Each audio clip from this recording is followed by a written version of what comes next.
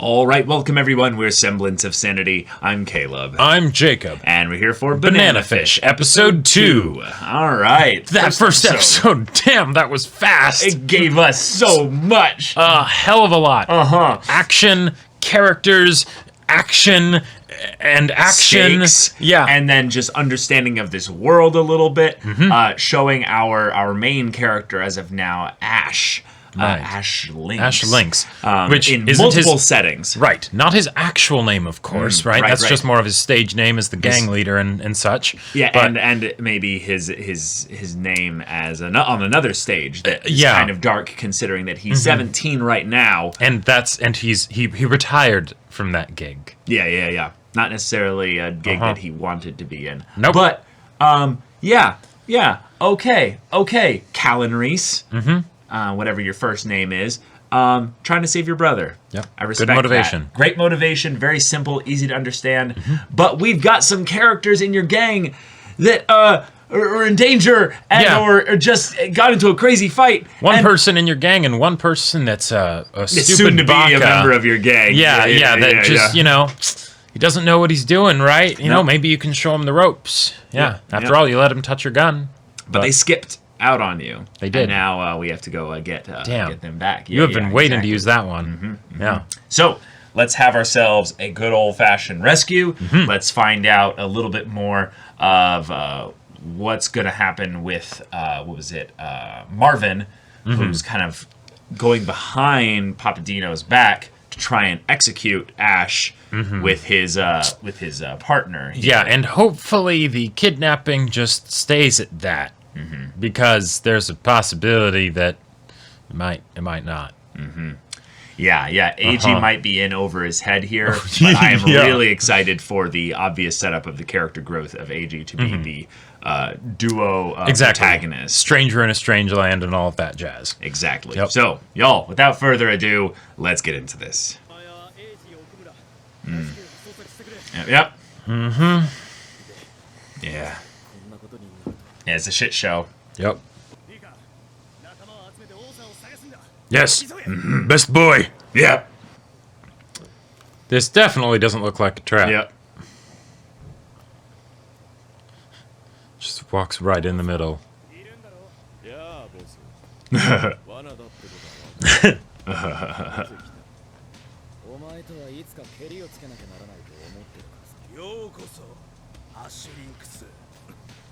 Yeah.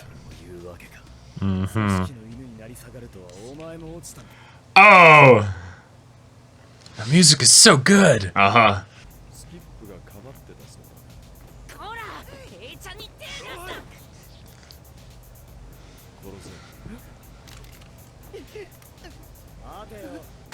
Wow. Holy shit.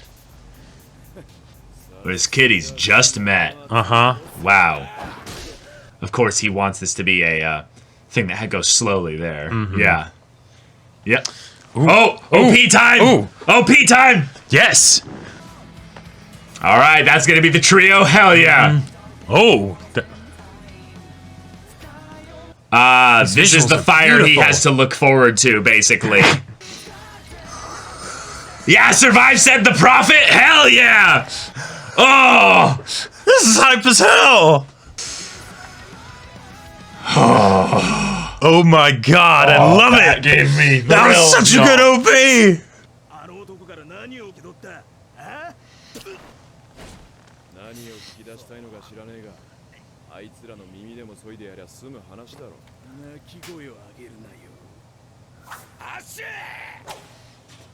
Jesus.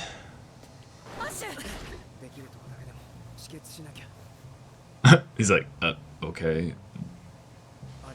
This is the nicest thing that someone's ever done for me. Like, yeah. Okay.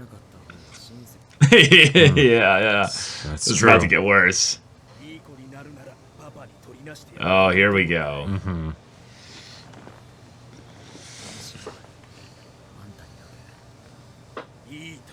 Yep. Griffith here.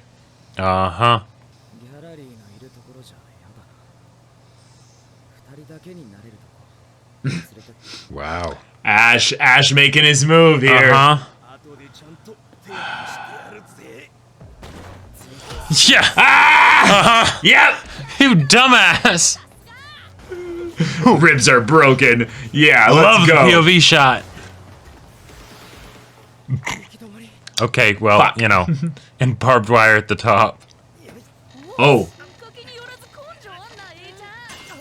that's smart. Okay.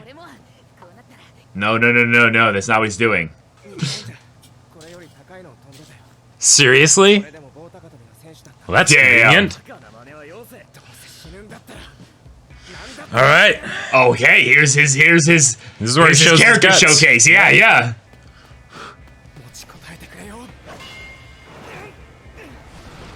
Holy shit! Wow. All right, just don't hit the back of your head. Hit anything else. Oh, that broke his fall a little bit. Okay. Yeah. That's fine. That's fine. You'll live. You'll live. Yeah. Get out of there and get help. Yep.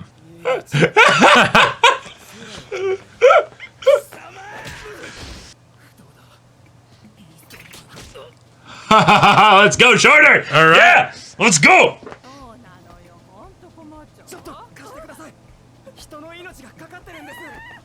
Yeah, there you Okay. go. All right.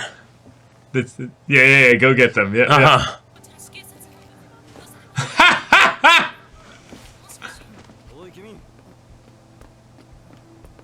大丈夫か君エイジのご中心だイーストリバーの不当で一揉め起こるぞあそうですかああおまけにもっと興味深いことがあるこのお祭りにはマービン・クロスビーが参加してそれから例の連続自殺事件を調べてみたら連中はみんなドルツネと対立する組織の息がかかって Oh shit. All right.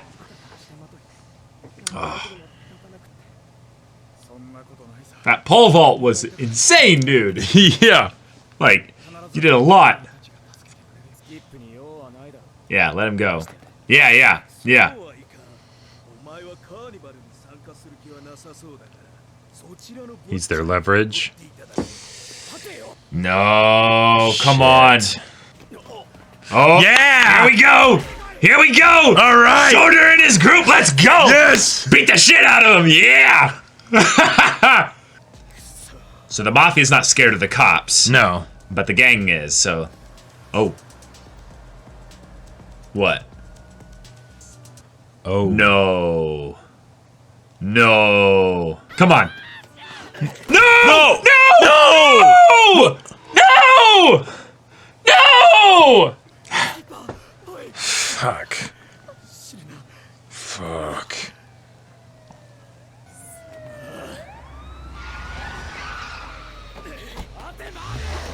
Kill him! Oh. Whoa! That kick! Huh! God. With his hands tied. Uh-huh. Holy shit. He got back. Oh, no. Oh, shit. He took refuge. Yeah, he could be anywhere in here. Yeah. Is this a place you would expect him to go? God, they do so many of these. Yeah, This is I so love it. cool. Oh. 動くな警察 Yeah. Damn. Yeah. That was a good move. No, in some ways this is good. ジェンキンズ管轄外まで追いかけただからと仕事ねし This Nice. guy's voice even sounds like a crook. Yep. それでいけ俺はやってねえって言ってんだろマスクしろじゃねえおいもう待て Very clean. せめて尋問には立ち会わせてくれあの豚野郎の部屋から面白いもん Of course. フィルムムービーも Yeah. Oh. Yeah. Okay, come on, dude. 児童ポルノさ Yeah. Uh-huh. 御用達ってやつだほらムービーの始まりだぞ What is this supposed to prove? お前だな Motive. Oh, sure. お前はやつ Yeah. No, he was going to kill him. Yeah. Yeah. That's true. 出るわし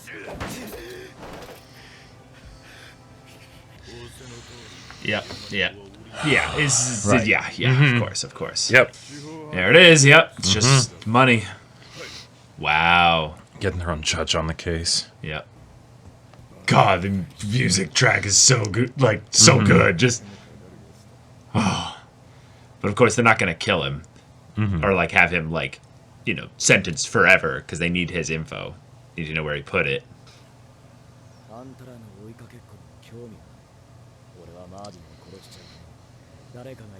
Yep. Yeah, it's that simple. Mm-hmm.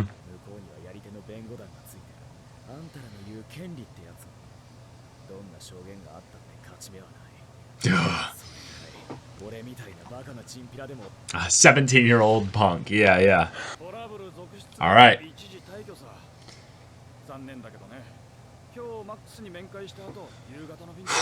Okay. Yeah. We need to take this from another angle. Mm-hmm.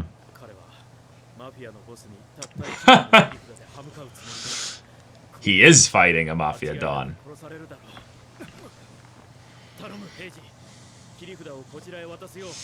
Oh, that's so... Oh, yeah. Yeah, of course.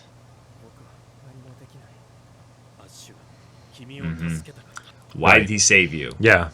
You didn't become a gang leader by doing that kind of stuff. Yeah, I think he recognized something in Eiji. And then, of course, there might even be an attraction as well. Like, just a couple boxes, Yeah.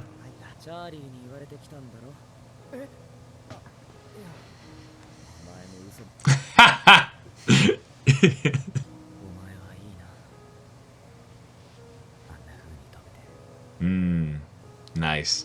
Okay. Tying it back into Cool. the jump. Cool. Oh! All right. What a sweet, soft boy. It's been a bit. Yeah. Oh. That's a problem. Yep. Yep. Yeah, exactly. We need to stage a breakout of some kind. Ooh, okay. All right. Who's this I like Max that. Lobo guy? Yeah. Damn, things are moving fast. It's They hot. really are.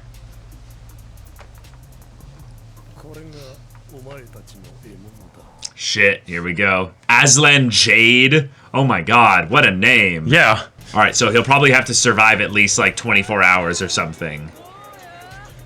Yeah. All right. Okay. Oh, That's a can second barely episode. breathe. Yeah. The show is just rip-roaring. The show just right. has keeps no going. chill. It just Yeah. goes hard over and over and over again. The amount of shit. stuff we got this episode and the progression of the plot and the stakes and the situations and the environments. Yep. All in one episode. Like, because the last episode All in one left episode. off with, Eiji and Skip being taken away in a car, right? Yep. And now it's Skip's dead, Ash is in prison, they had multiple different fights, Yep. they had escape attempts, all of that, and now we're just heading on and barreling forward into the next arc of the story. Okay. Yeah. Okay. All right. This episode was rather simple in comparison, though, because of how much action there was. Yeah, they didn't have to introduce characters. Yeah, and when it came down to it, this was basically all the setup for Marvin to die and then Ash to basically lose in a very spectacular fashion here. Yep. Because Skip's dead. God, And that ripped my heart out because I was really attached to Skip. yeah, Skip was awesome. And I'm impressed with how much they attached me to Skip, despite the fact that he could have been basically the sacrificial lamb child character that's like the one character where you're like, yes, if you want to hurt us the most, you kill the puppy dog, you kill the cutest one, the littlest one. And it's like, no, Who also happens to be the one black character in the show. Yeah, and specifically the one character that is probably the weakest in terms of the actual ability to take care of himself. Right, and yet he did pretty good in the first episode, Yeah, because he was lucky. And now, here we go. Here we go. Ash is alive, barely. Eiji is a pole vaulter. Yeah. Which is hilarious and amazing. Like, all right. I love how quick on his feet he was here. And when faced with death, he was able to make a choice here. One of the things that's really cool about a character that follows I would say, the antithesis of what Ash kind of is on the surface, is that Ash seems to be the kind of character that's basically like a dead man walking, where there's nothing that he's afraid of. He's completely invincible. He is go, go, go, go, go. He doesn't stop for anything. He cares about a lot of people, so there are things that will be... You'll be able to manipulate the guy a little bit by using those people against him. But Eiji, typically, I would say, is the kind of character that would be scared and would be uncertain of himself and wouldn't be capable in these types of situations. And in a lot of those situations, he was that, right? But when push came to shove and he got the opportunity to do something that would help, even though it wasn't guaranteed to succeed, even wasn't though it was guaranteed the kind of thing that could get him killed. Yep, exactly. He's like, no, I'll do it. I might as well die trying. Right. And I think in that moment we were like, he's made of sterner stuff. Yeah, exactly. Than we gave him credit for. Right. The rubber met the road, and basically he got struck upside the head by their situation, basically. Right. Yeah. And all sense of normalcy and just whatever his life was beforehand, it was just like, nope, none of that really matters anymore. What are you gonna do here? Because you will die. Yeah. Oh, okay. He's a man of action. Cool. Yeah. Okay. All right. We've got our crooked cop. We've got our crooked judge. We've got ourselves an understanding of how powerful the Mafia is. And when we look at things by comparison, the Mafia is really way, way stronger and way more terrifying than anyone involved in Ash's gang. Anyone involved in any kind of coup attempt to try and take the gang from Ash. In that respect. I loved how what was the guy's name? I forget. Arthur. I love how, kind of forgettable Arthur was in this episode. He's all like, yeah, I'm going to have my revenge. No, step aside, Arthur, right? Marvin was a more focused character, and he got popped. So he got popped twice. Yep. I love that it was so quick and obvious. We didn't have to go through any kind of I wonder if this cop is crooked, or I wonder if the cops are the ones that actually just shot the guy and then used, maybe and that's why they were there. That weren't their guns aren't going to be checked in or something when they go back to their work or something. Yep. Or they have a person that they check it into that reloads their gun for them so that it doesn't look like they actually discharged their weapon in any way. Yep. It doesn't really matter. The point is that we have a very clean win for the Mafia, and it's important that if we're going to have a Mafia crime boss powerful antagonist in the beginning of the story, you need to have them win enough that we understand and they're fear scary. them in this situation here. Yeah, it feels very similar to the kind of ways that Kingpin in season 1 of the Daredevil Netflix show was made to so it's not that we're dealing with Dino directly, right? Nothing like that. It's we're dealing with all of the people that he controls that are in his pocket, right? Exactly. And because we're not fighting a person, we're fighting an organization, and it is a big organization, right? Yeah. And yes, Ash, you are 100% outnumbered, outmatched, and outclassed. Yep. Right? So, good luck, but, yeah. Yeah. I love, though, the way that the cops that are on their side have this very, very kind of manic dynamic of, we're trying to outmaneuver the Mafia. So, of course, we need to use Ash in order to be our weapon against the Mafia. Yep. But the thing is, he's not really that strong of a weapon. It's just that he has something that he thinks might be able to do this here. So we need to get this for us so that we can actually then be able to be helpful here. Yep. The tricky thing, of course, is that Ash barely trusts anyone. Right. And thus, of course, he, once he handed it off in the first episode, he's probably not going to ever go back to Dr. Meredith. Right. Or for a long time. He's got no reason to try and, make this easy for the rest of them. And given that Dino is I think at this point, we just kill him. We just kill him. We're not going to get anything out of him, so... Right. Yep. The one thing that did kind of give me pause a little bit in the episode was when the cops have the pile of child pornography tapes, and they are able to be like, yes, this was Marvin here, right? They have the person who was being recorded in the tapes, and they can't be like, hey, who are the people that were making these tapes? Can we take a statement and then use that to go after Dino with legal stuff? I get that Dino has people everywhere and judges and stuff, but I feel like that'd be pretty hard to overturn, Right, you I know, think- the kind of evidence that would come from Right. that. I think the tricky thing is that there's no way that they can basically take the word of a kid who's this age now, when back then he wouldn't have known anything necessarily about what that stuff was. Sure. of course, well, you and could they go- wouldn't necessarily be able to like directly tie it back to Dino. Yeah, there's maybe, no you there's know? no proof angle here that you can go for, except the fact that it exists. The fact that it exists is Right. obviously a horrendous crime. And maybe but- that like Marvin was specifically on Dino's payroll. You know, like if he's a known employee of Dino. You know, like yeah, but he's dead. no, right. Right. Yeah. So the trail stops. It basically ends with a dead guy who they're incriminating. Well, no, go like for I'm saying, like if there. Ash was like, oh yeah, he was one of the security guards, you know, for Papa Dino, right? You know, then it's like, oh yeah, you know, but yeah, I guess it. Again, then it Yeah. becomes a thing where you then have crooked cops where, Sure. at the very least, what you'd have to do is say, hey, we got all this stuff here. Let's pass this up the chain. And they go, no, Right. no. Yeah. Yeah. Or even they do, and it's like, oh yeah, we get like they nab some Fall Guys or something, and you know, then yeah. In the it's- grand scheme of things, it ends up being nothing. In the grand scheme of things, the dirtiest part of this is that, like you're saying, they can literally parade that shit right in front of him, do that, no problems or what have you, nothing at all, and Yep. then basically just get a rise out of him. Right. Use And it as that's the bait to kind- try and get him to assault him. I Right. mean, That's yeah. the power they have there in that Right. situation. Yep. And the mafia is backing them, so they have absolute 100% confidence that there will be no consequences for this. And the other Right. cops are aware Yeah. that there's literally nothing they can do, Yeah, and there will that's- be no consequences for this because that's how crooked and Right. stuff Even when you things have can the be in damning police evidence system. right there. Yeah. Oh yeah. Yeah. That is.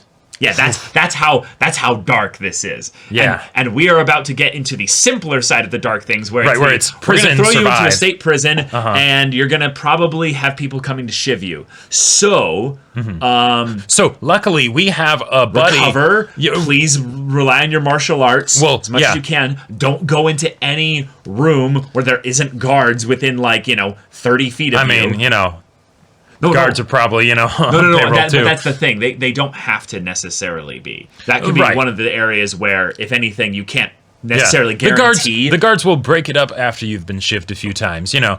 And the people who shivved you will get solitary or something. But luckily they have an ex-military guy who is in the prison. Yeah. So hopefully he can protect him while he's in there. Cool. I love like the- that as a potential dynamic, you know. I love the idea of it also being one of his brother's war buddies. Yeah. Basically, someone that you could then go and be like, hey, let's have them have a unique conversation Sure. about what's going on with Griff and what Ash is doing. Because I would say that this Max guy would be pretty motivated if he knew what, Ash was doing. Oh, yeah. And I would say he probably already knows at this point, because Ash has been a gang leader at the very least for, or at the very least involved in the gang side of things for a decent amount of time. Right. Unless Max has been in prison for so long that it's been, it's been too much time. I got the feeling that it was something where he ended up getting put in prison as a result of the stuff that happened with Griff. Yeah. Which maybe is additional reason of why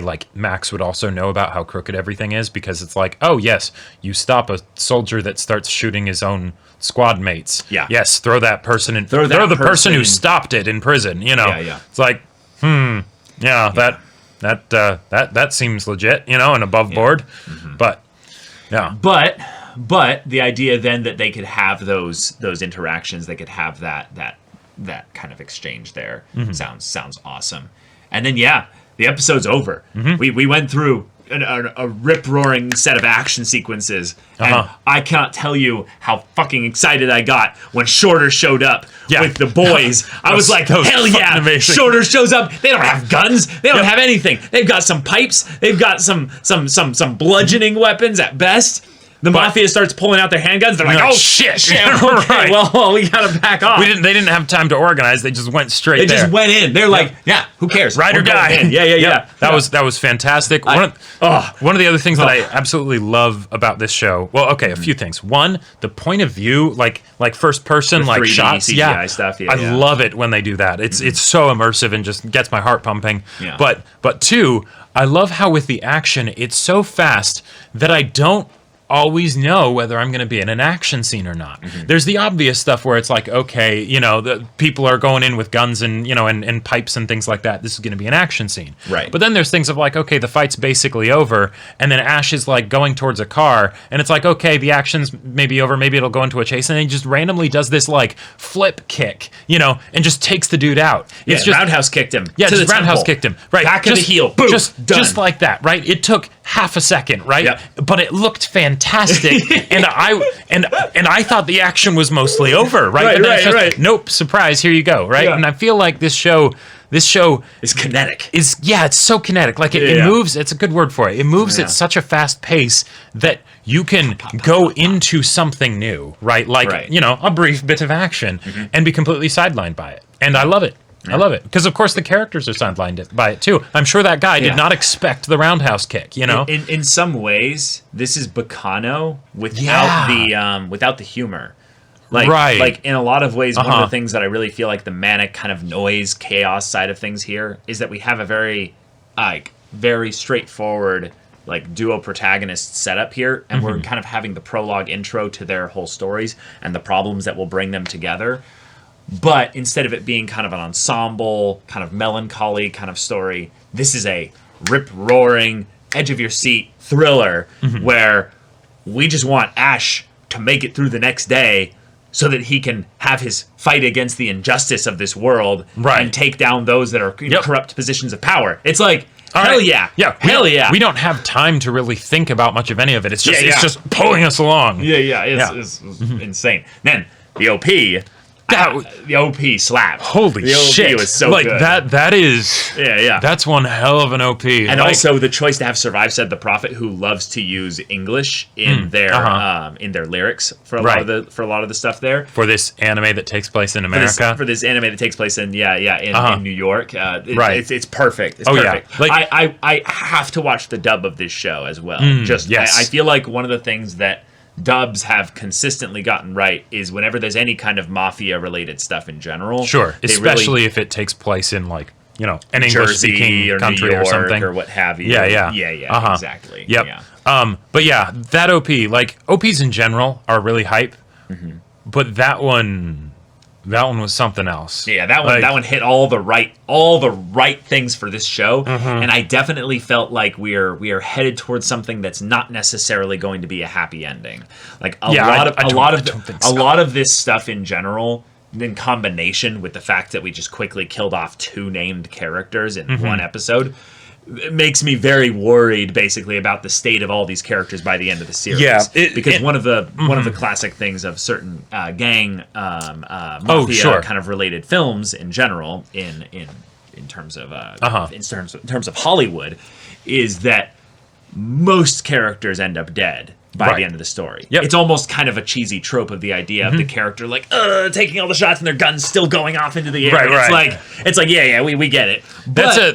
But the fact that we have these kind of these visions of both what would be the opposite of innocence in this case here? Because Ash kind of embodies the look of an innocent 17-year-old. Right, the innocence that was taken. The innocence that was taken, the innocence that was robbed, and the innocence that enters into the fray willingly. The innocence that was stolen, and the innocence that will basically be reborn, given, or something like that. Yeah, and that's probably why Ash is specifically trying to look out for Eiji, not just because maybe he likes him and stuff like that, but the idea of if he ends up getting roped into this world, he does not want him to end up being, scarred in the same way that he has. True. He doesn't necessarily know how involved Eiji is with the cops. All he knows is that this was a cop deal that they set up for the reporters to show up, which was probably a way for this whole thing with Ash being potentially some kind of undercover agent or something like that, or someone that is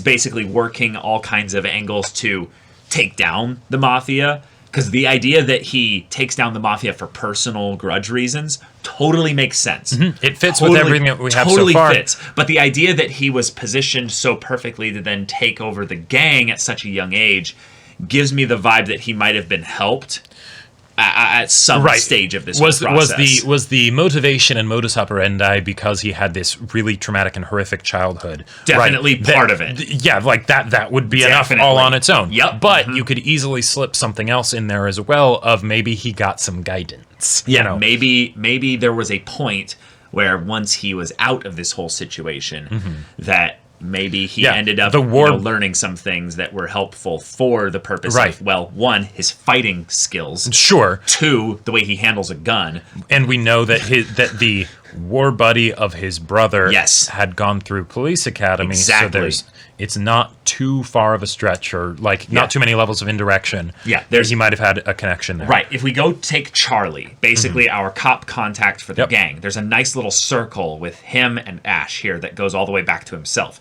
So we go from Charlie to Max. Max is the war buddy that killed Griff. Not killed Griff, but stopped him. Stopped Griff, yes. Griff is Ash's brother, and then Ash has a gang that then uses Charlie as the contact. It's a closed loop circle. Yeah. So that in and of itself also makes there be this could be coincidence, might not be. Yeah, could be coincidence, but I don't think so at all. Like, but yeah, as far as the whole like happy ending thing, I get the feeling, especially with how this episode went, that it's not going to happen because like.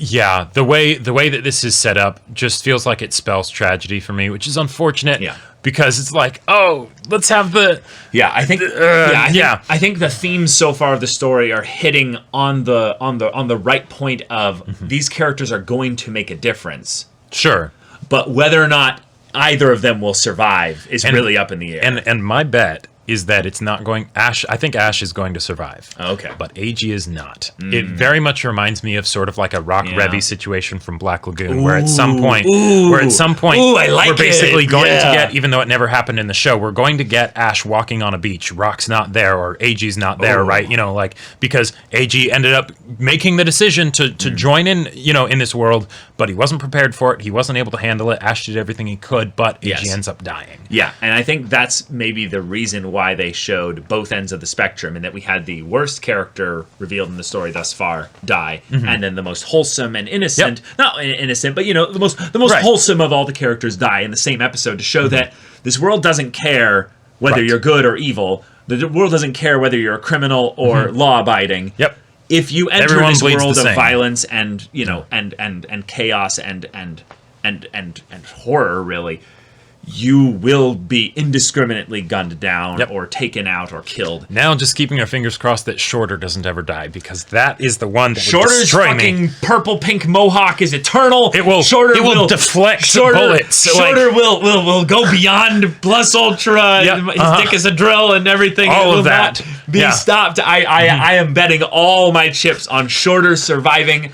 I have very, very low confidence in both, let's just say, both Ash and Eiji surviving. I think that at least one of them, probably both, actually are going to die. It's a very good chance of both, but and if Ash does die, then Shorter would make for a how do I say this? A great final character to kind of have the last smoke and then toss it aside. Exactly. And be like, because I'll carry on your fight, my friend. Right. Because character deaths, what are they if you don't have someone to mourn them and care and show that and then make actions based on that, and that changes their character. So you could totally have something where like Eiji dies first, Ash goes out in a blaze of glory, and then bang. Exactly. And then Shorter's just like, does that, final cigarette, and like, of course I had to be the one. Yeah. Of course you'd leave me here. Yeah. Yep. Well, man, well, okay. Yeah, strong cast, strong pacing, really exciting stuff, and we're still essentially in the prologue. Like this is still essentially the beginnings of the beginnings, it feels like, because of how separate Ash and Eiji feel, given how obvious on the meta side of things, they have to end up basically working more closely together. One of the other things that I'm very interested to see how the show ends up doing it is that given that we already killed off 2 named characters, and we did a lot of character introductions so far, we still don't actually have that many people in the cast remaining, and there were some people in the OP that we haven't seen yet. That's true. So having a show that's one core that moves this fast, but because it kills characters, we'll probably have to reintroduce a lot more characters too. Like Max, for instance, even though we technically already saw him. And it's also been kind of a bit of a sausage fest at this point. There was a female character, I believe, that was shown behind what looked to be, I think it was Arthur. So there's Ash staring at the flames, right? Yeah. But then there's this point here where someone comes right. It was black and white, so arms around. It's hard to tell, but it was around shorter. Oh, that's right. Yeah. There's this other character, this new character here in the alley. Yeah. Now that's just long hair, right? So it doesn't have to be a girl, but yeah, that's true.